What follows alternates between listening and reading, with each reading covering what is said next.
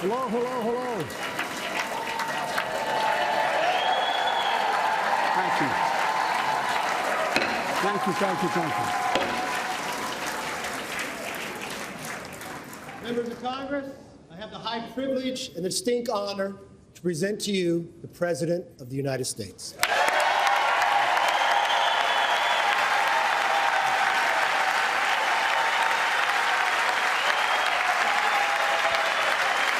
Mr. Speaker. Thank you. You can smile. It's okay. Thank you, thank you, thank you. Thank you. Please.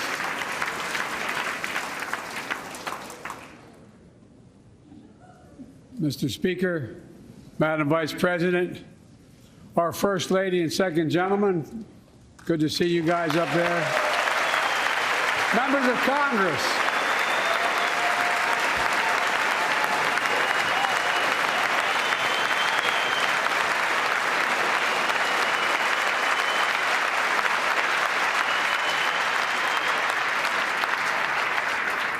by the way, Chief Justice, I may need a court order. She gets to go to the game tomorrow, next week. I have to stay home. Got to work something out here. Members of the Cabinet, leaders of our military, Chief Justice, Associate Justice, and retired Justice of the Supreme Court, and to you, my fellow Americans. You know, I start tonight by congratulating the 118th Congress and the new Speaker of the House, Kevin McCarthy.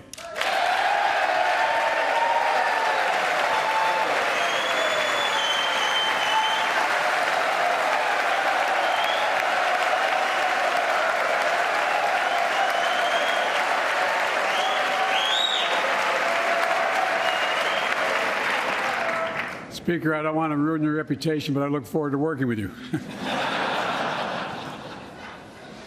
And I want to congratulate the new leader of the House Democrats, the first African-American minority leader in history, Hakeem Jeffries.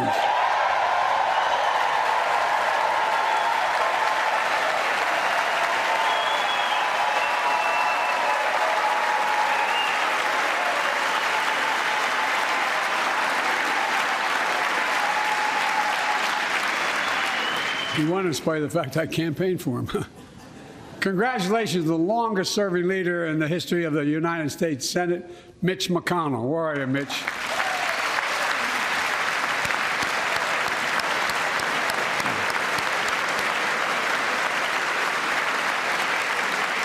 And congratulations to Chuck Schumer, another term as Senate Minority Leader. I think you. Only this time you have a slightly bigger majority, Mr. Leader, and you're the majority leader. About that much bigger? Yeah. Well, I tell you what, I want to give special recognition to someone who I think is going to be considered the greatest speaker in the history of the House of Representatives, Nancy Pelosi.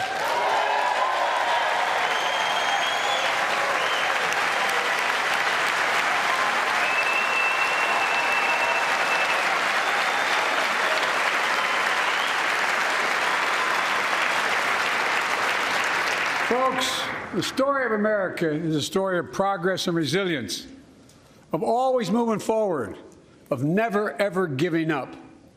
It's a story unique among all nations. We're the only country that has emerged from every crisis we've ever entered stronger than we got into it. Look, folks, that's what we're doing again. 2 years ago, the economy was reeling. I stand here tonight after we've created, with the help of many people in this room, 12 million new jobs, more jobs created in 2 years than any president's created in 4 years, because of you all, because of the American people. 2 years ago,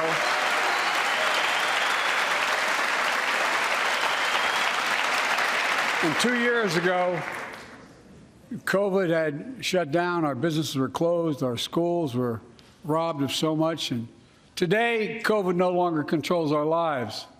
And 2 years ago, democracy faced its greatest threats in the Civil War. And today, though bruised, our democracy remains unbowed and unbroken.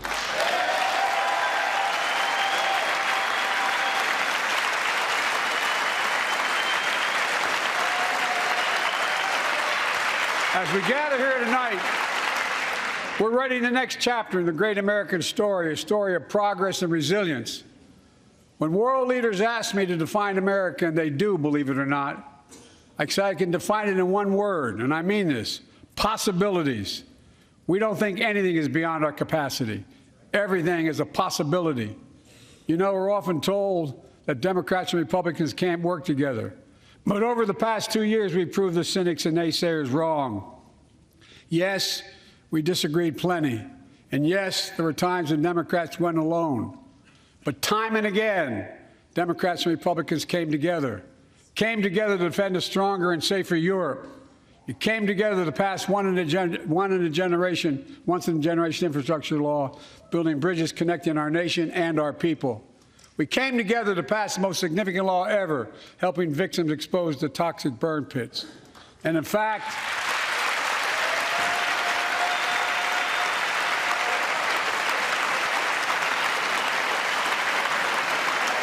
it was important.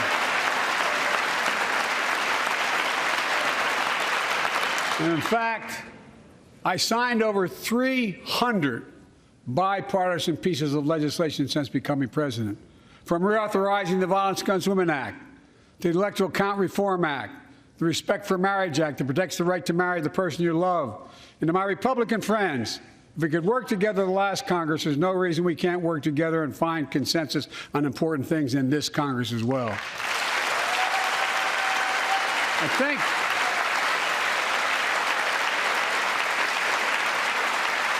folks, you all are as formed as I am, but I think the people sent us a clear message. Fighting for the sake of fighting, power for the sake of power, conflict for the sake of conflict gets us nowhere. That's always been my vision of our country, and I know it's many of yours. To restore the soul of this nation, to rebuild the backbone of America, America's middle class, and to unite the country. We've been sent here to finish the job, in my view. For decades, the middle class has been hollowed out in more than, and not one administration, but for a long time. Too many good-paying manufacturing jobs move overseas. Factories closed down. Once thriving cities and towns that many of you represent became shadows of what they used to be. And along the way, something else we lost: pride, our sense of self-worth. I ran for president to fundamentally change things, to make sure our economy works for everyone, so we can all feel that pride in what we do. To build an economy from the bottom up and the middle out, not from the top down. Because when the middle class does well, the poor have a ladder up, and the wealthy still do very well. We all do well.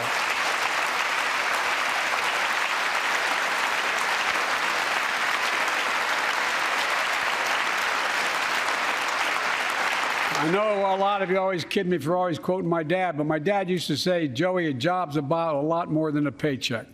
He really would say this. It's about a lot more than a paycheck. It's about your dignity. It's about respect.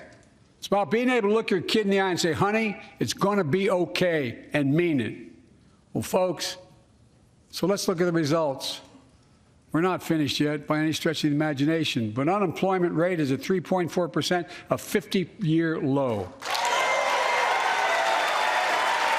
A near record unemployment. Near record unemployment for Black and Hispanic workers. We've already created, your help, 800,000 good-paying manufacturing jobs, the fastest growth in 40 years. And where is it written? Where is it written that America can't lead the world in manufacturing? And I don't know where that's written. For too many decades, we imported projects and exported jobs. Now, thanks to what you've all done, we're exporting American products and creating American jobs. Folks,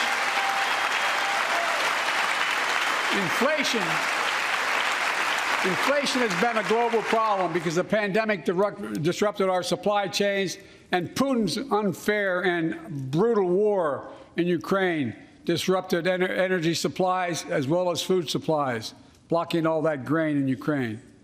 But we're better positioned than any country on earth right now. But we have more to do. But here at home, inflation is coming down. Here at home, gas prices are down $1.50 from their peak. Food inflation is coming down, not fast enough, but coming down. Inflation has fallen every month for the last 6 months, while take-home pay has gone up. Additionally, over the last 2 years, a record 10 million Americans applied to start new businesses. 10 million. And by the way, every time someone starts a small business is an act of hope. And Madam Vice President, I want to thank you for leading that effort to ensure that small businesses have access to capital and the historic laws we enacted that are going to just come into being.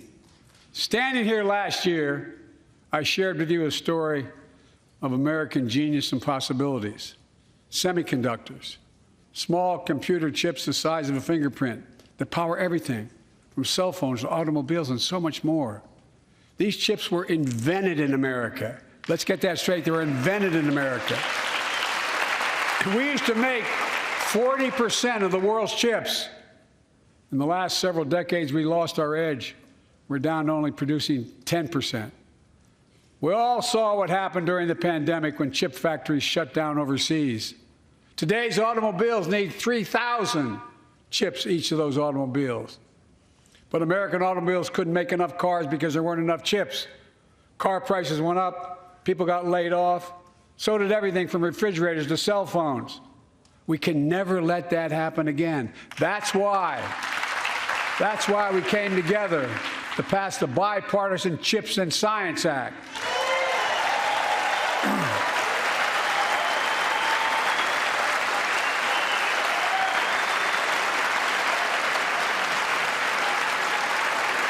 Folks,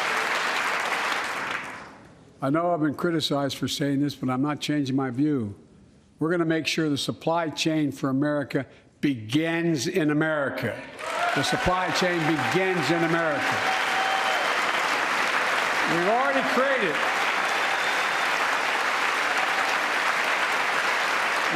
created 800,000 new manufacturing jobs without this law, before the law kicks in. With this new law, we're going to create hundreds of thousands of new jobs across the country.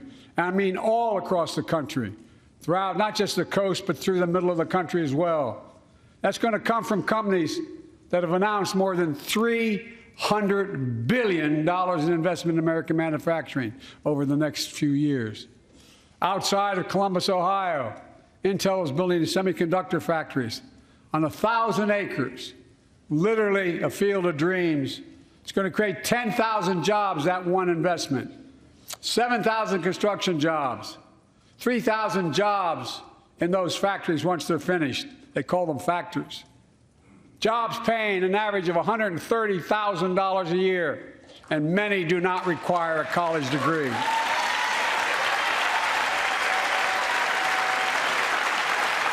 Jobs. Because we work together, these jobs where people don't have to leave home to search for opportunity. And it's just getting started. Think about the new homes, the small businesses, the medium-sized businesses. So much more that's going to be needed to support those 3,000 permanent jobs and the factories that are going to be built. Talk to mayors and governors, Democrats and Republicans, and they'll tell you what this means for their communities.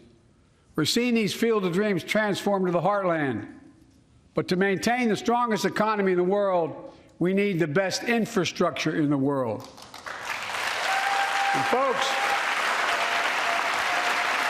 as you all know, we used to be #1 in the world in infrastructure. We've sunk to 13th in the world. The United States of America, 13th in the world in infrastructure, modern infrastructure. But now we're coming back because we came together and passed the bipartisan infrastructure law, the largest investment in infrastructure since President Eisenhower's interstate highway system.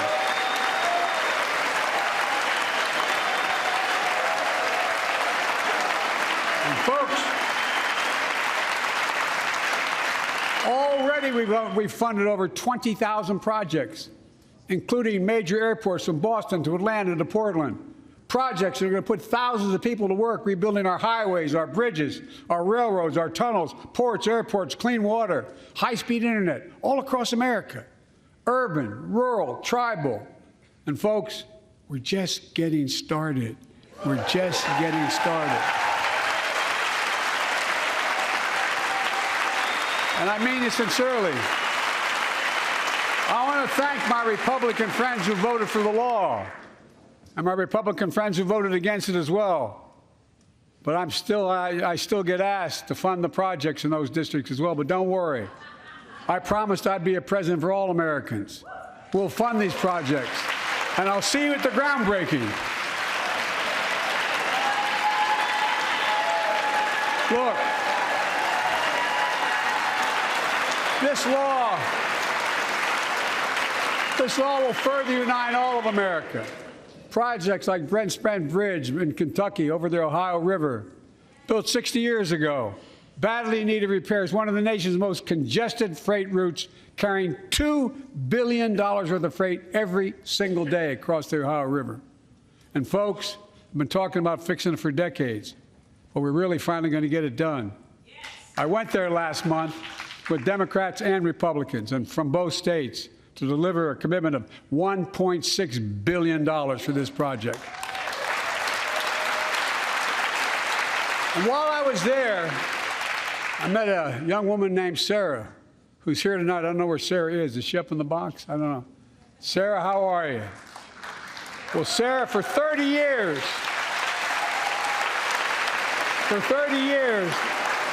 I learned, she told me she'd been a proud member of the Iron Workers Local 44, known as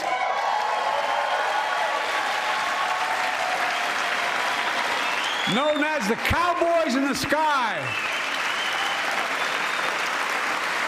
The folks who built Cincinnati's skyline. Sarah said she can't wait to be 10 stories above the Ohio River building that new bridge. God bless her. That's pride. And that's what we're also building. We're building back pride. Look, we're also replacing poisonous lead pipes that go into 10 million homes in America, 400,000 school and child care centers.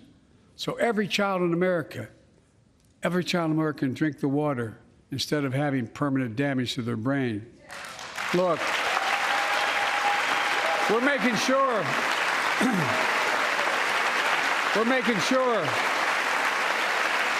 that every community in America has access to affordable high-speed internet. No parent should have to drive by McDonald's parking lot to help them do their homework online with their kids, which many thousands were doing across the country. And when we do these projects, and again, I get criticized for this, but I make no excuses for it, we're going to buy American. We're going to buy America. Folks,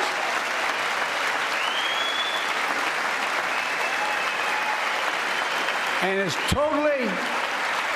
totally consistent with international trade rules. Buy America has been the law since 1933, but for too long, past administrations, Democrat and Republican, have fought to get around it. Not anymore. Tonight, I'm announcing new standards that require all construction materials used in federal infrastructure projects to be made in America. Made in America. I mean it. Lumber, glass, drywall, fiber optic cable. And on my watch, American roads, bridges, and American highways are going to be made with American products as well. Folks, my economic plan is about investing in places and people that have been forgotten. So many of you listening to me tonight, I know you feel it. So many of you felt like you've just simply been forgotten. Amid the economic upheaval of the past 4 decades, too many people have been left behind and treated like they're invisible. Maybe that's you watching from home. Remember the jobs that went away. You remember them, don't you? The folks at home remember them. You wonder whether the path even exists anymore for your children to get ahead without having to move away. Well, that's why I get that. That's why we're building an economy where no one's left behind. Jobs are coming back. Pride is coming back because choices we made in the last several years. You know, this is, in my view, a blue-collar blueprint to rebuild America and make a real difference in your lives at home. For example, too many of you lay in bed at night like my dad did, staring at the ceiling, wondering what in God's name happens if your spouse gets cancer, or your child gets deadly ill, or something happens to you. What are you going to have? You get money to pay for those medical bills? Or are you going to have to sell the house or try to get a second mortgage on it? I get it. I get it. With the Inflation Reduction Act that I signed into law, we're taking on powerful interests to bring health care costs down so you can sleep better at night with more security. You know, we pay more for prescription drugs than any nation in the world. Let me say it again. We pay more for prescription drugs than any major nation on earth. For example, 1 in 10 Americans has diabetes. Many of you in this chamber do, and in the audience. But every day, millions need insulin to control their diabetes so they can literally stay alive. Insulin's been around for over 100 years. The guy who invented it didn't even patent it because he wanted it to be available for everyone. It costs the drug companies roughly $10 a vial to make that insulin. Packaging and all, you may get up to $13. But Big Pharma has been unfairly charging people hundreds of dollars, $400 to $500 a month, making record profits. Not anymore. Not anymore.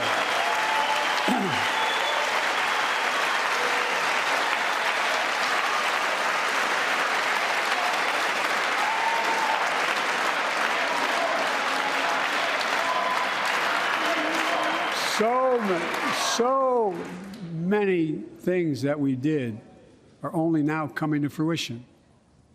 We said we were doing this, and we said we passed the law to do it, but people didn't know because the law didn't take effect until January 1 of this year. We capped the cost of insulin at $35 a month for seniors on Medicare. People are just finding out. I'm sure you're getting the same calls I'm getting.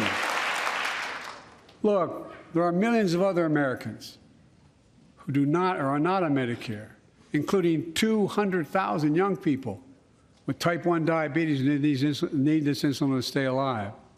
Let's finish the job this time. Let's cap the cost of insulin for everybody at $35.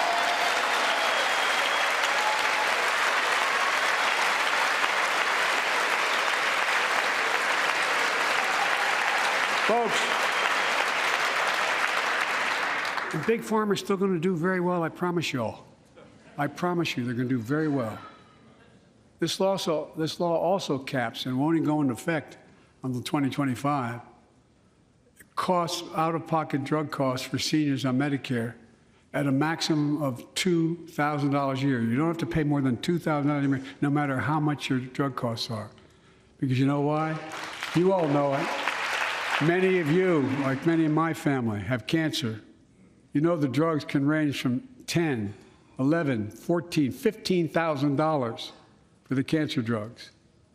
If drug prices rise faster than inflation, drug companies are going to have to pay Medicare back the difference. We're finally giving Medicare the power to negotiate drug prices. Bringing down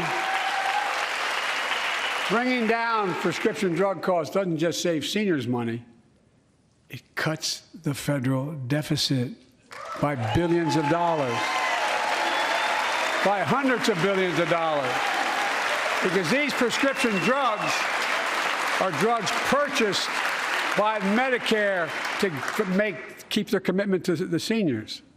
Well, guess what? Instead of paying $400 or $500 a month, you're paying $15. That's a lot of savings for the federal government.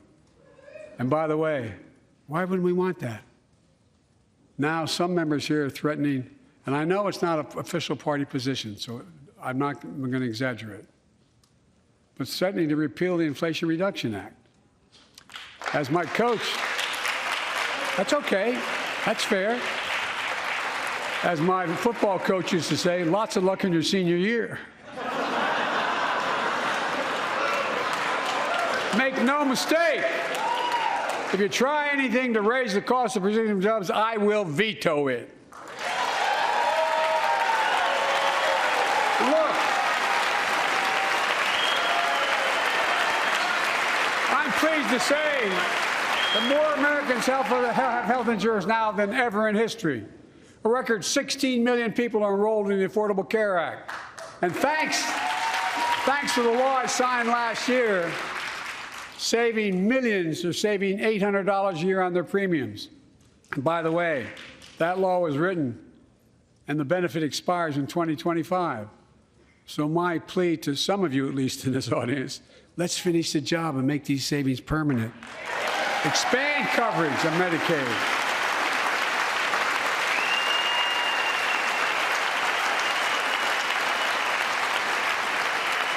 Look, the Inflation Reduction Act is also the most significant investment ever in climate change. Ever.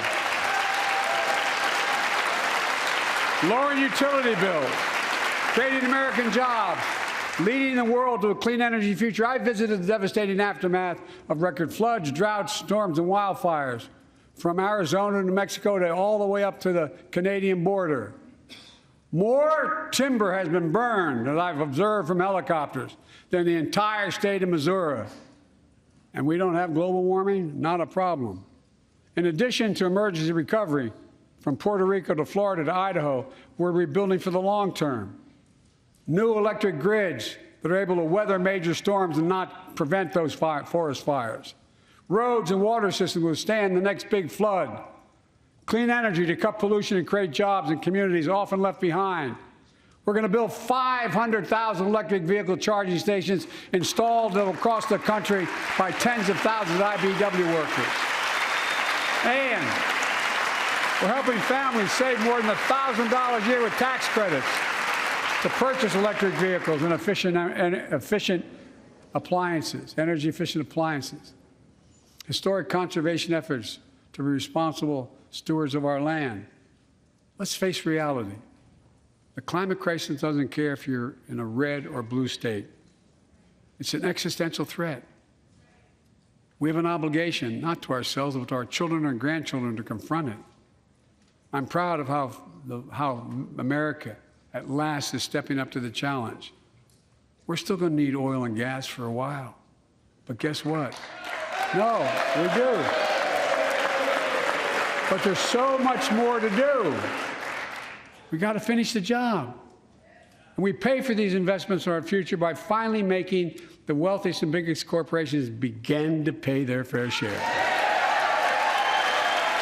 Just begin.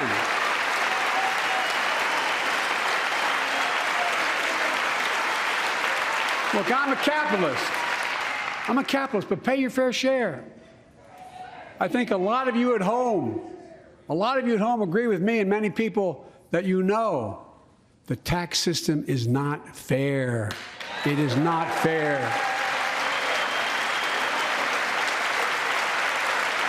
Look,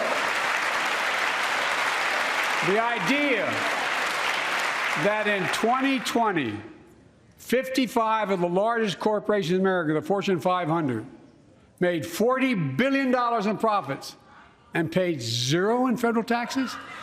Zero? Folks, it's simply not fair. But now, because of the law I signed, billion-dollar companies have to pay a minimum of 15%. God love them. 15%. That's less than a nurse pays. And let me be crystal clear. I said at the very beginning, under my plans, as long as I'm president, nobody earning less than $400,000 will pay an additional penny in taxes. Nobody, not one penny. But let's finish the job.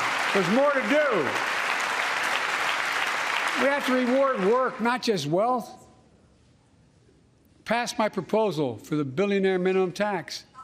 You know, there's 1,000 billionaires in America. It's up from about 600 in the beginning of the term.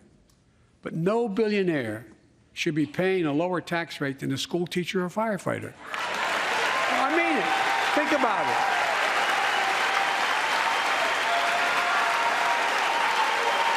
I mean, look.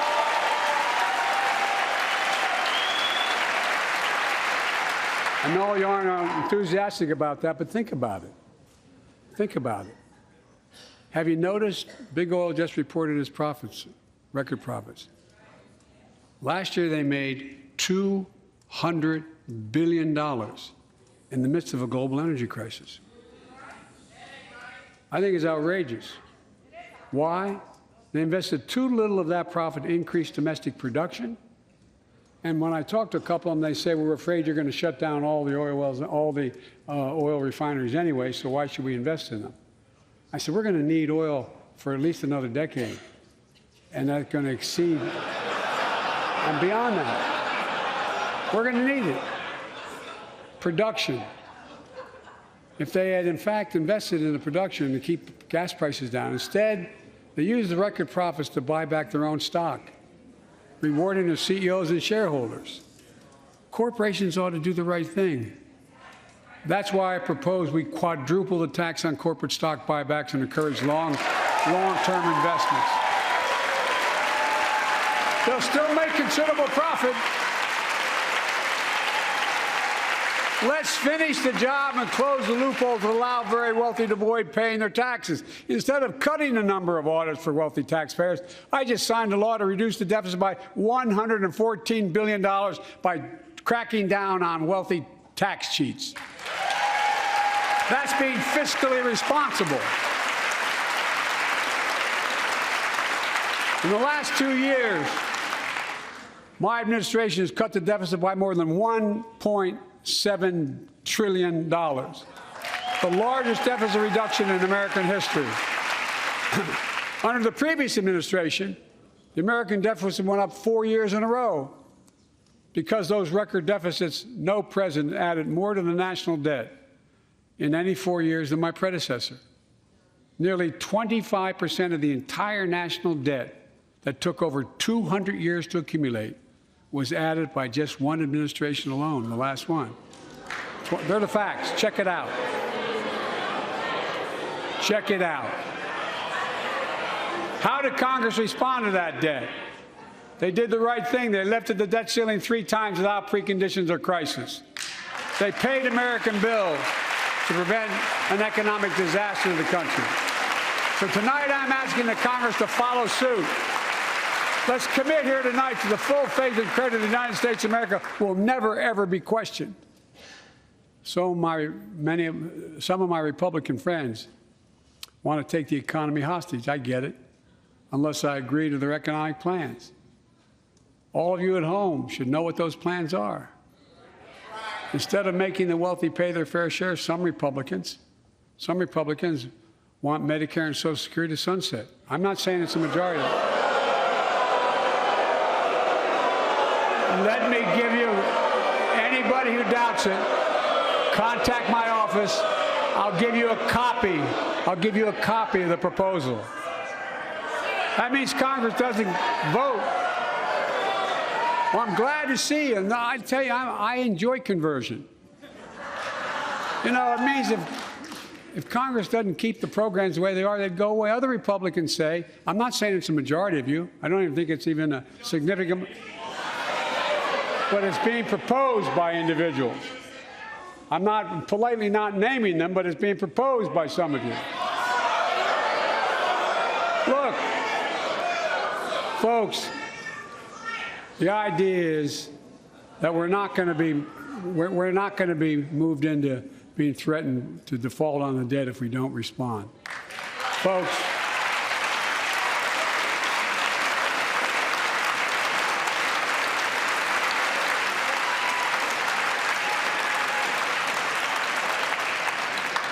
Folks, as we all apparently agree, Social Security and Medicare is off the books now, right? They're not to be spent. All right. I'm ready. We got unanimity.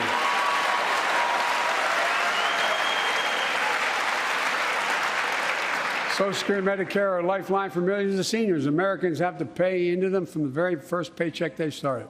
So tonight, let's all agree, and we apparently are, let's stand up for seniors.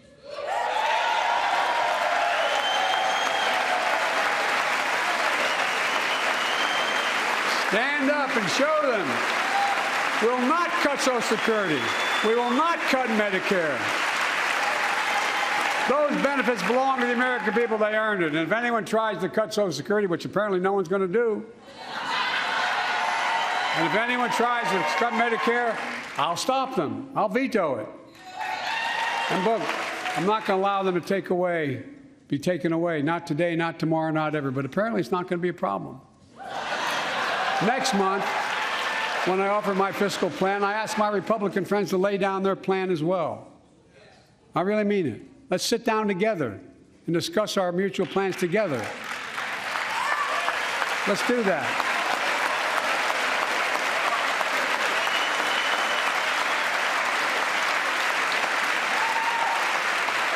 I can tell you,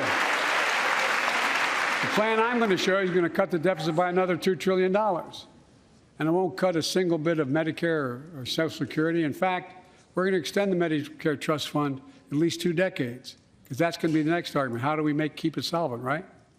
Well, we'll not raise tax on anyone making under 400 grand, but we'll pay for it the way we talked about tonight, by making sure that the wealthy and big corporations pay their fair share.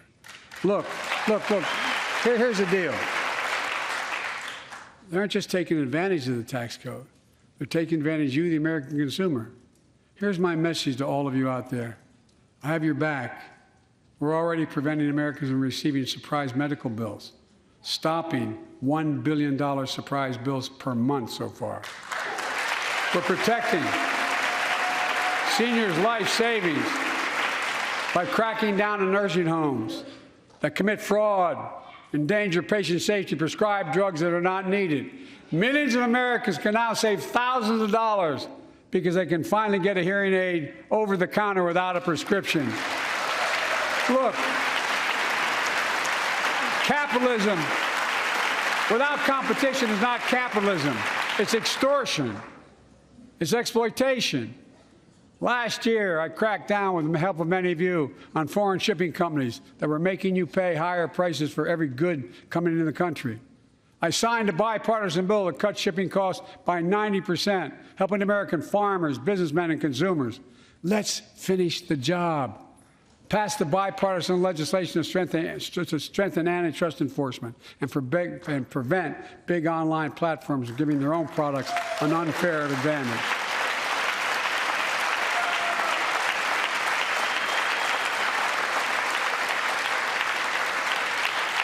My administration is also taking on junk fees, those hidden surcharges too many companies use to make you pay more.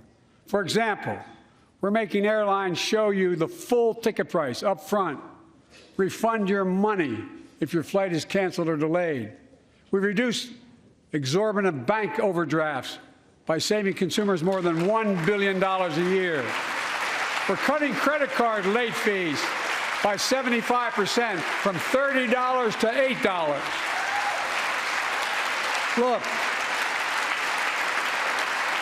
junk fees may not matter to the very wealthy, but they matter to most other folks in homes like the one I grew up in, like many of you did. They add up to hundreds of dollars a month.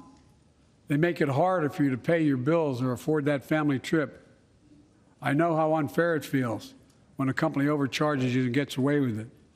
Not anymore. We've written a bill to stop it all. It's called the Junk Fee Prevention Act. We're going to ban surprise resort fees that hotels charge on your bill. Those fees can cost you up to $90 a night at hotels that aren't even resorts. The idea that cable, internet, and cell phone companies can charge you $200 or more if you decide to switch to another provider. Give me a break. We can stop service fees on tickets to concerts and sporting events and make companies disclose all the fees up front. And we'll prohibit airlines from charging $50 round trip for a family just to be able to sit together.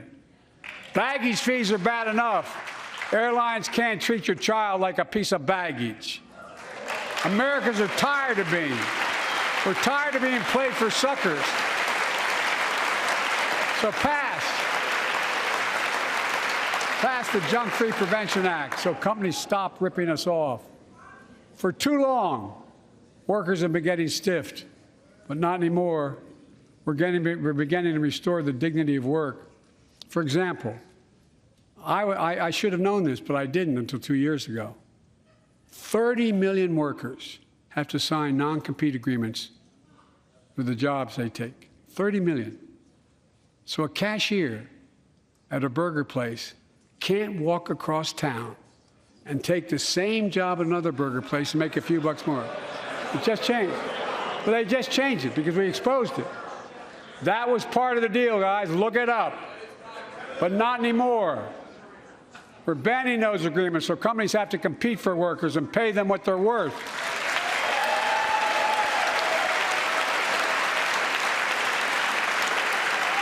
And I must tell you, this is bound to get a response from my friends on my left but the right. I'm so sick and tired of companies breaking the law by preventing workers from organizing. Pass the PRO Act, because businesses have a right, workers have a right to form a union. And let's guarantee all workers have a living wage.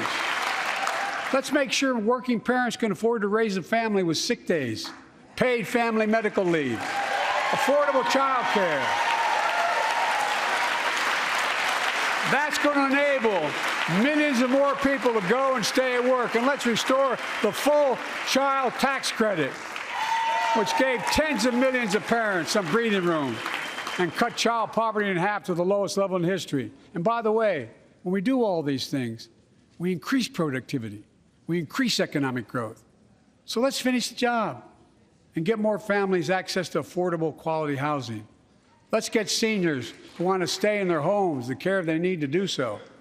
Let's give more breathing room to millions of family caregivers looking after their loved ones. Pass my plan so we get seniors and people with disabilities the home care and services they need. And support the workers who are doing God's work. These plans are fully paid for and we can afford to do them. Restoring the dignity of work means making education an affordable ticket to the middle class.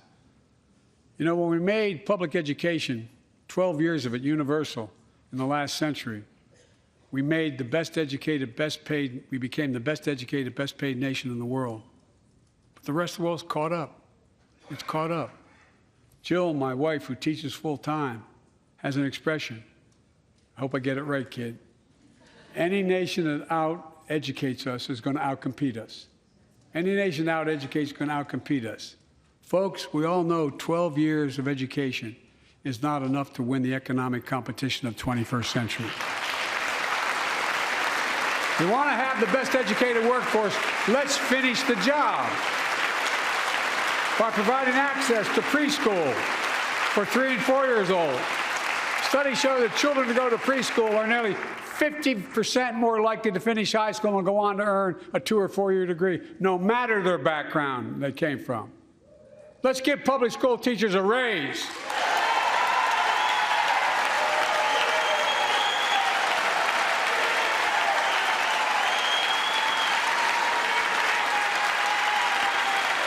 We're making progress by reducing student debt, increasing Pell Grants for working and middle-class families.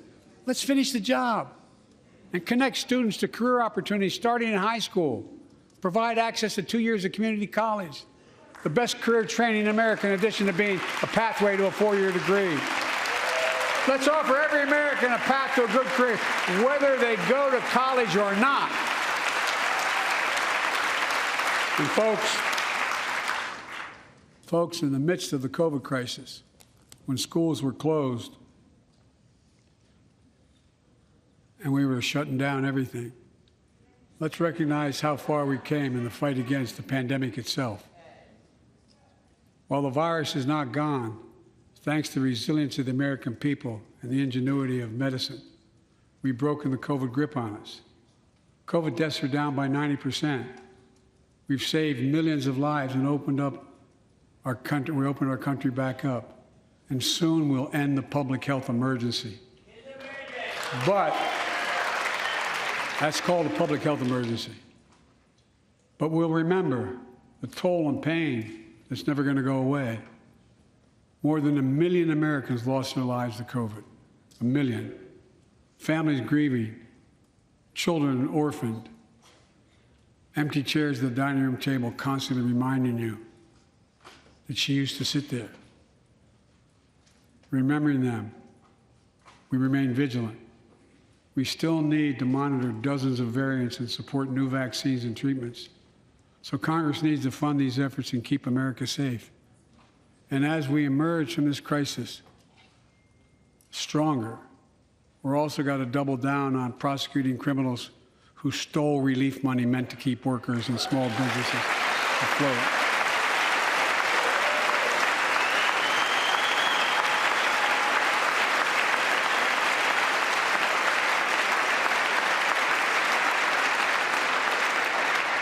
Before I came to office, you remember, during that campaign, the big issue was about inspector generals who would protect taxpayers' dollars who were sidelined. They were fired. Many people said we don't need them. And fraud became rampant. Last year, I told you the watchdogs are back. Since then, we've recovered billions of taxpayers' dollars. Now let's triple the anti-fraud strike force going after these criminals, double the statute of limitations on these crimes, and crack down on identity fraud by criminal syndicates stealing billions of dollars from the American people. And the data shows that for every dollar we put into fighting fraud, the taxpayers get back at least 10 times as much. It matters. It matters. Look, COVID left its scars, like the spike in violent crime in 2020, the first year of the pandemic. We have an obligation to make sure all people are safe. Public safety depends on public trust, as all of us know. But too often that trust is violated. Joining us tonight are the parents of Tyree Nichols. Welcome.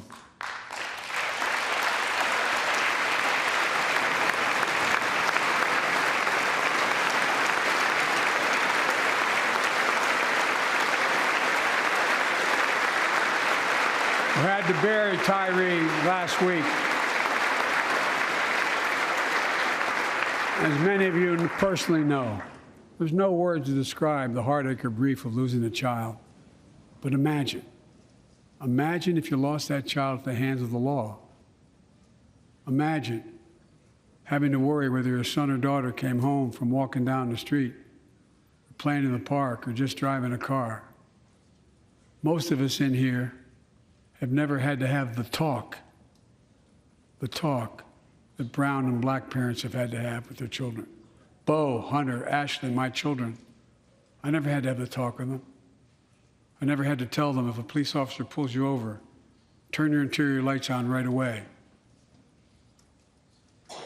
Don't reach for your license. Keep your hands on the steering wheel. Imagine having to worry like that every single time your kid got in a car.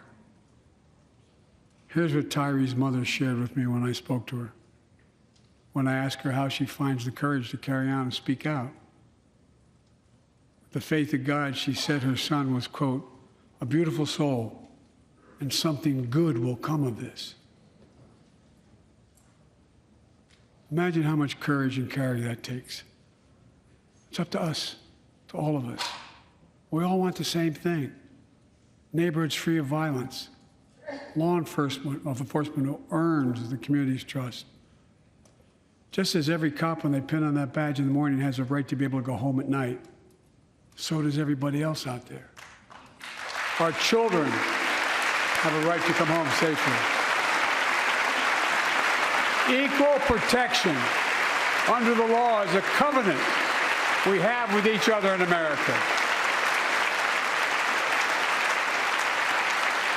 We know police officers put their lives on the line every single night and day. And we know we ask them in many cases to do too much, to be counselors, social workers, psychologists, responding to drug overdoses, mental health crises, and so much more. In one sense, we ask much too much of them. I know most cops and their families are good, decent, honorable people, the vast majority.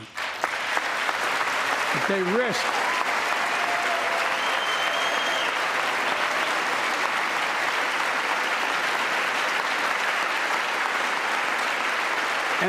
their lives every time they put that shield on.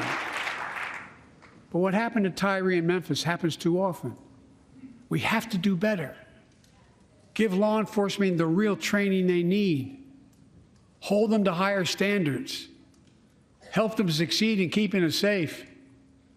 We also need more first responders and professionals to address the growing mental health, substance abuse challenges.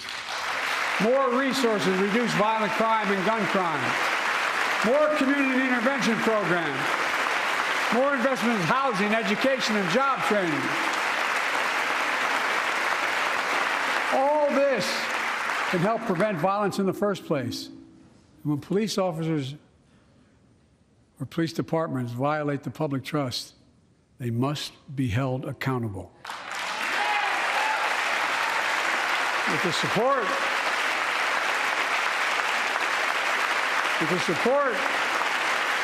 of the families of victims, civil rights groups, and law enforcement, I signed an executive order for all federal officers, banning chokeholds, restricting no-knock warrants, and other key elements of the George Floyd Act.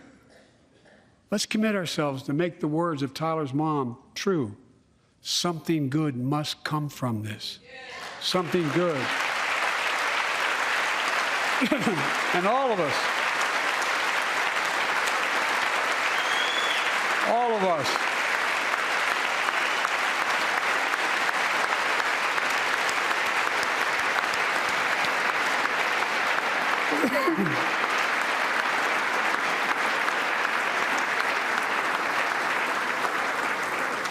folks, it's difficult, but it's simple.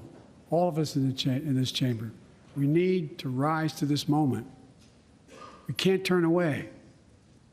Let's do what we know in our hearts that we need to do.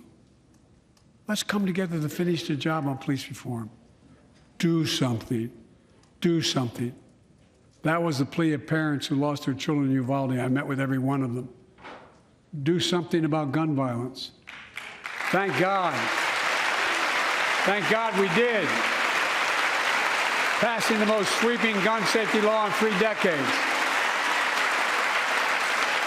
That includes things like that the majority of responsible gun owners already support. Enhanced background checks for 18 to 21 years old. Red flag laws, keeping guns out of the hands of people who are a danger to themselves and others. But we know our work is not done. Joining us tonight is Brandon Say, a 26-year-old hero. Brandon put his college dreams on hold to be at his mom's side. His mom's side when she was dying from cancer. And Brandon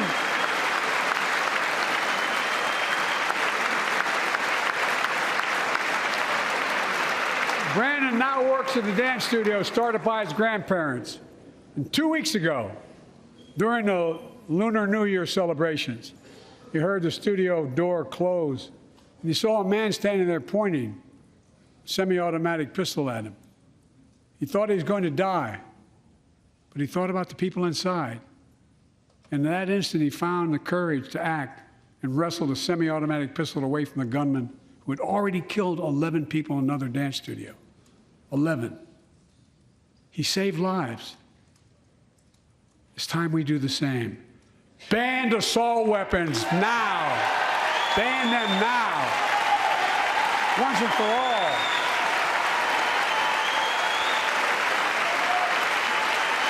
I led the fight to do that in 1994. And in 10 years, that ban was law and mass shootings went down. After we let it expire in the Republican administration, mass shootings tripled. Let's finish the job and ban these assault weapons. And let's also come together on immigration. Make it a bipartisan issue once again.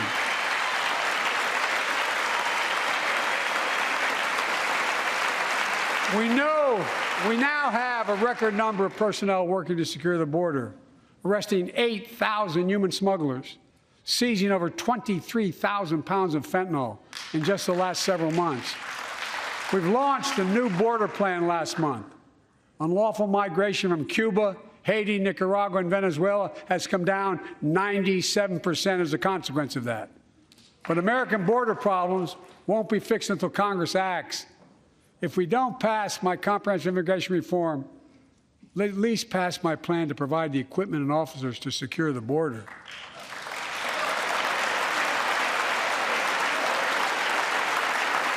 And a pathway to citizenship for dreamers, those on temporary status, farm workers, essential workers. Here in the People's House, it's our duty to protect all the people's rights and freedoms. Congress must restore the right and the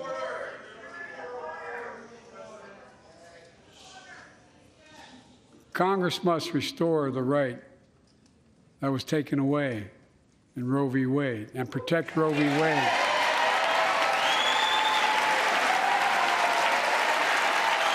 Give every woman a constitutional right. The Vice President and I are doing everything to protect access to reproductive health care and safeguard patient safety. But already more than a dozen states are enforcing extreme abortion bans. Make no mistake about it. If Congress passes a national ban, I will veto it. But let's also pass the Bipartisan Equality Act to ensure LGBTQ Americans, especially transgender young people, can live with safety and dignity. Our strength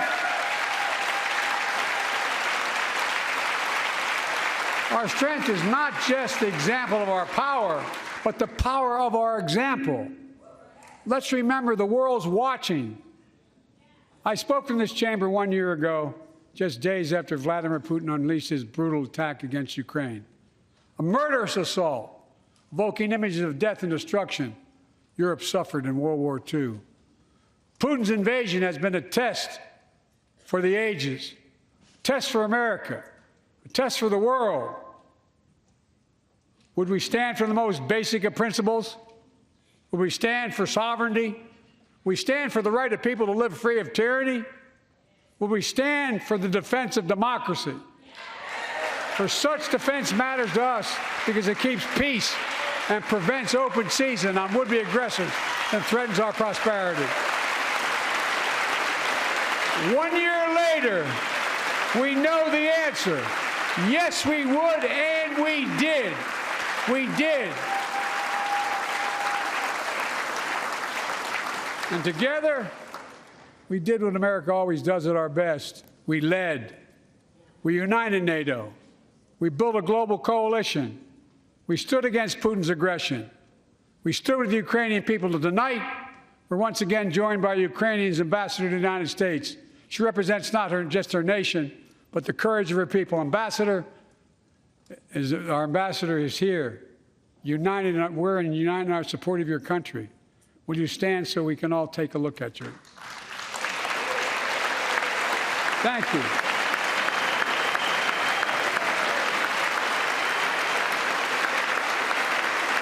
Because we're going to stand with you as long as it takes.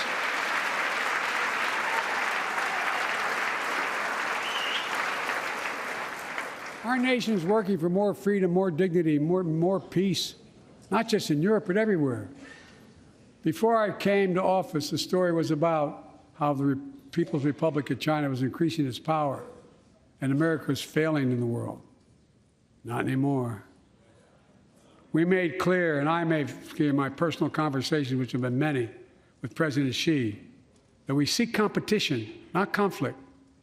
But I will make no apologies that we're investing to make America stronger, investing in American innovation and industries that will define the future that China intends to be dominating, investing in our alliances and working with our allies to protect advanced technologies so they will not be used against us, modernizing our military to safeguard stability and deter aggression. Today, we're in the strongest position in decades to compete with China or anyone else in the world. Anyone else in the world. And I'm committed.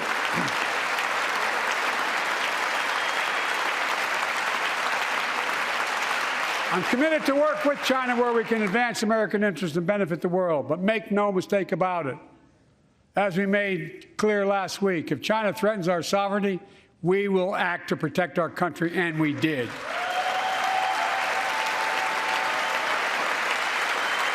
Look, let's be clear. Winning the competition should unite all of us.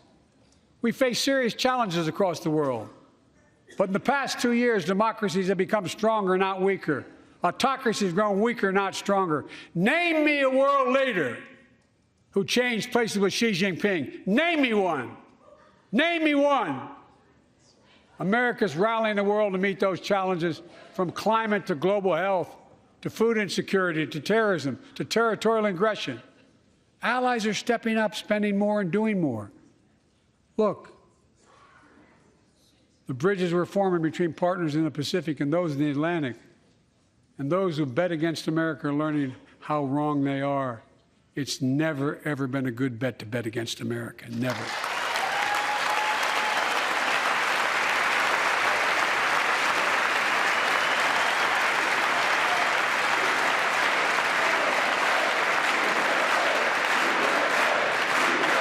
Well, when I came to office, most assured that bipartisanship assumed was impossible, but never believed it. That's why a year ago I offered a unity agenda to the nation as I stood here. We made real progress together. We passed a law making it easy for doctors to prescribe effective treatments for opioid addiction. We passed the gun safety law, making historic investments in mental health. We launched the ARPA-H drive for breakthrough in the fights against cancer, Alzheimer's, and diabetes, and so much more. We passed the Heath Robinson PACT Act, named after the late Iraq War veteran whose story about exposure to toxic burn kits I shared here last year.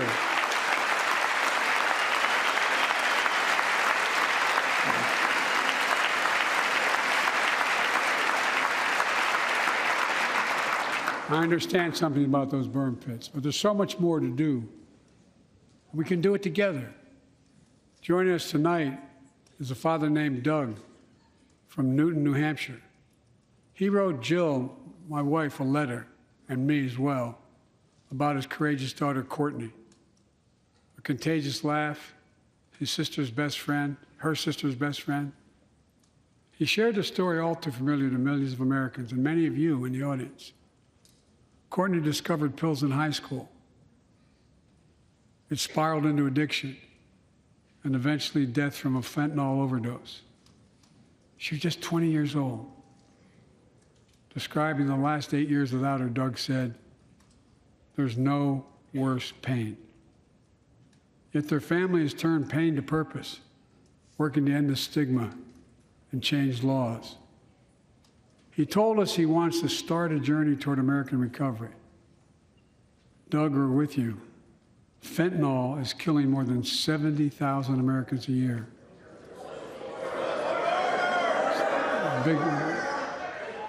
You got it.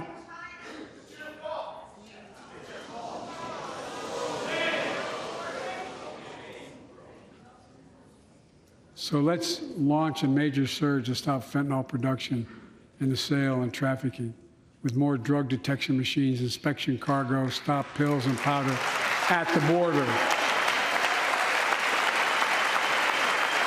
Working with couriers like FedEx to inspect more packages for drugs. Strong penalties to crack down on fentanyl trafficking. Second, let's do more on mental health, especially for our children. When millions of young people are struggling with bullying, violence, trauma, we give them greater access to mental health care at their schools. We must finally hold social media companies accountable for experimenting they're doing running children for profit. It's time to pass bipartisan legislation to stop big tech from collecting personal data on our kids and teenagers online, ban targeted advertising to children, and impose stricter limits on the personal data that companies collect on all of us.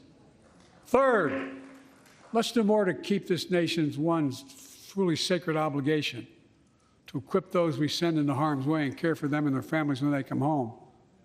Job training, job placement for veterans and their spouses as they come to return to civilian life. Helping veterans afford the rent, because no one should be homeless in America, especially someone who served the country.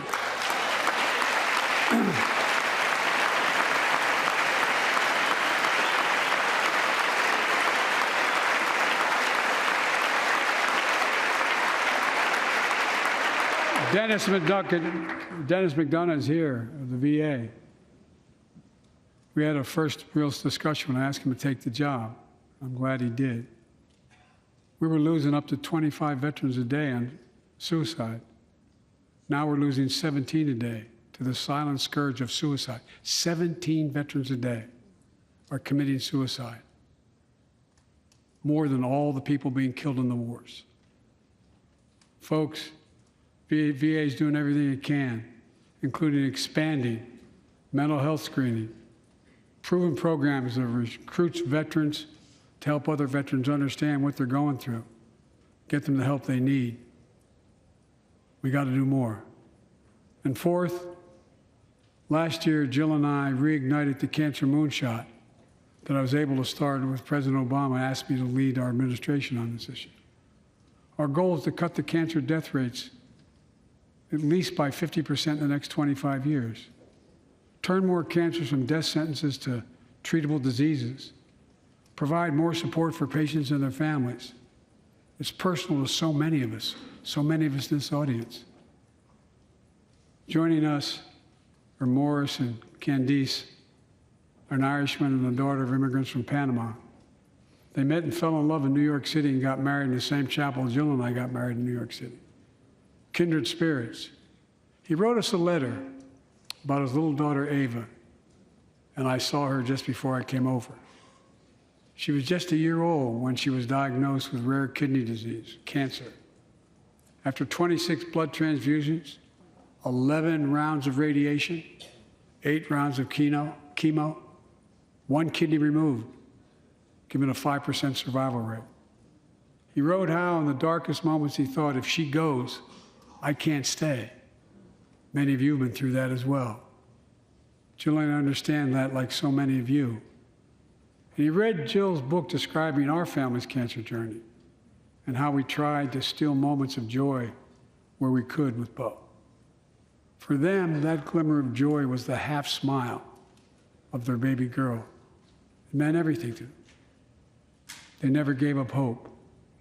Little Ava never gave up hope. She turns 4 next month. They just found out Ava's beating the odds, is on her way to being cured of cancer. And she's watching from the White House tonight if she's not asleep already. For the lives we can save,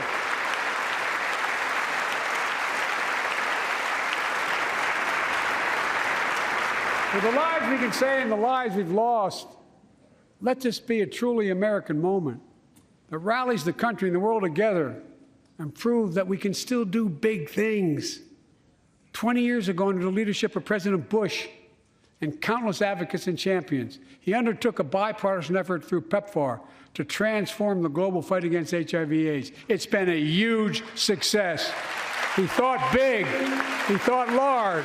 He moved. I believe we can do the same thing with cancer.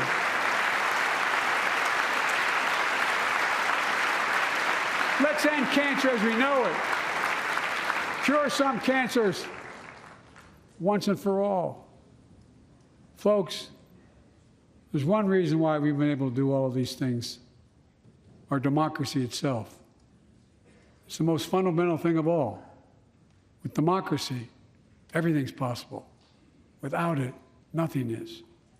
For the last few years, our democracy has been threatened and attacked, put at risk, put to the test in this very room on January the 6th.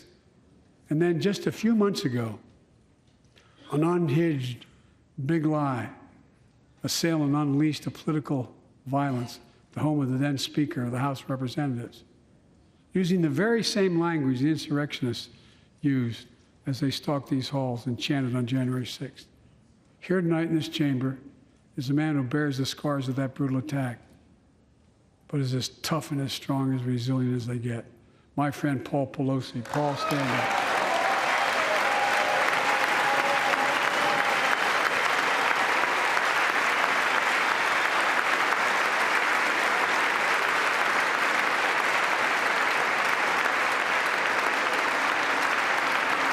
But such a heinous act should have never happened. We must all speak out. There's no place for political violence in America. We have to protect the right to vote, not suppress the fundamental right. Honor the results of our elections, not subvert the will of the people. We have to uphold the rule of law and restore trust in our institutions of democracy. And we must give hate and extremism in any form no safe harbor.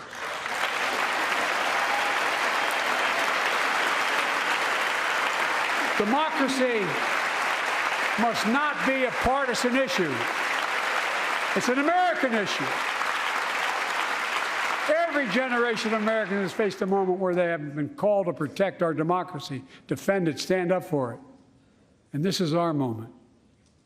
My fellow Americans, we meet tonight at an inflection point, one of those moments that only a few generations ever face, where the direction we now take is going to decide the course of this nation for decades to come. We're not bystanders of history. We're not powerless before the forces that confront us. It's within our power of we, the people. We're facing the test of our time. We have to be the nation we've always been at our best, optimistic, hopeful, forward-looking. A nation that embraces light over dark, hope over fear, unity over division, stability over chaos. We have to see each other not as enemies, but as fellow Americans. We're good people. The only nation in the world built on an idea, the only one.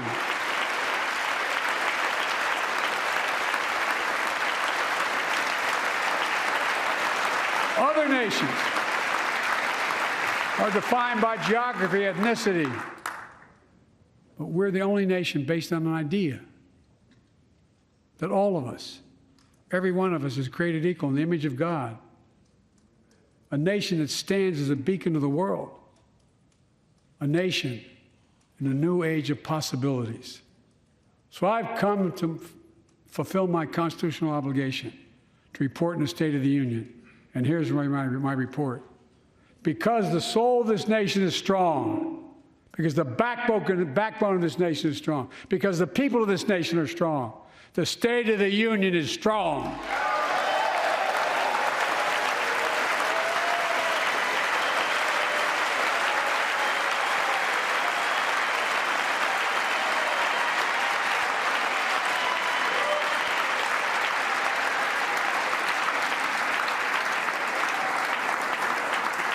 I'm not new to this place. I stand here tonight having served as long as about any one of you have ever served here. But I've never been more optimistic about our future, about the future of America. We just have to remember who we are. We're the United States of America, and there's nothing beyond our capacity if we do it together. God bless you all, and may God protect our troops. Thank you.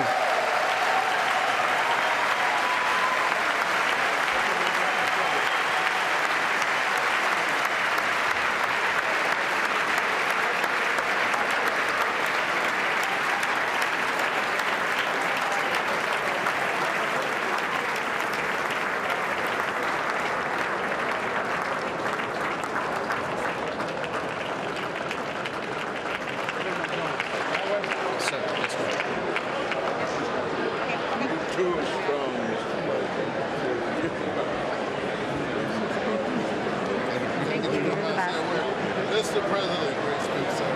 Thank you. It's absolutely amazing. You know the guy who took care of my son, Bo?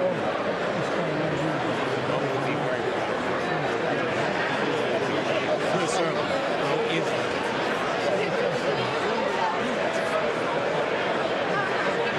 Hey, Big John. Good job, Mr. President. Told you I'll pay 4-year against every help.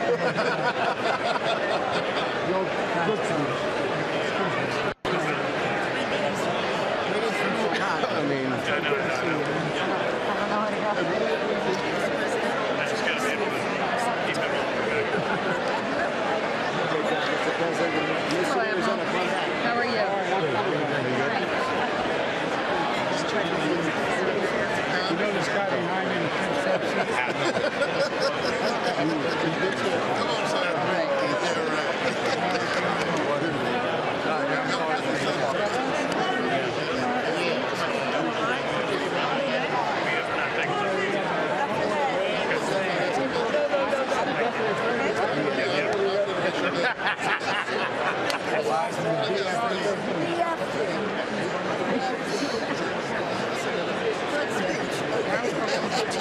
Yeah.